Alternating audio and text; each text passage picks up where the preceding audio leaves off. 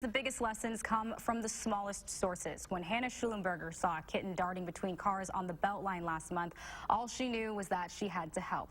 Our Maddie O'Neill shares her story and why her life is now forever changed. Oh, it was heartbreaking. On snowy, icy days like this, the Beltline can be nerve-wracking. We get some pretty aggressive drivers. It's always scary for those who shouldn't be there in the first place. I saw a small little black and white critter just run across. When heading east on the Beltline the afternoon of October 10th, It's very out of place. animal science major and major animal lover Hannah Schlumberger found herself in a place she shouldn't be. I was pulling over before I had mentally decided that I was going to pull over. While running along the side of the highway, police stopped her just inches from the injured cat. In that very moment, he runs again through the lane of traffic, and that time is struck again and thrown down the highway. That day, Hannah and her mom spent hours searching the Beltline for the small black and white kitten. They kept a lookout the next few days, too, but it wasn't meant to be.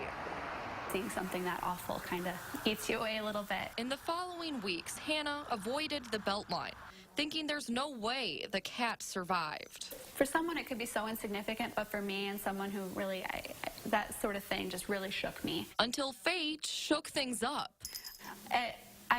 I'm pretty sure I started crying. And everything started falling into place. Well, he is quite the little cutie here. Oh, look at that face. But Gus has been through a lot in his short life already. Against all odds, there was her cat, featured on the News 3 Pet of the Week segment. Yep, he was a very lucky guy.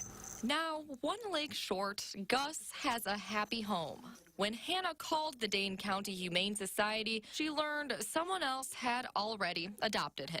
A little sad. I would like to have seen him. But fate was on a roll. There's kind of a plan for everything. The kitten's first adoption fell through, so Hannah jumped on the chance. Just a little soul, and he's just, oh my gosh, he just brings me so much joy. And Peanut.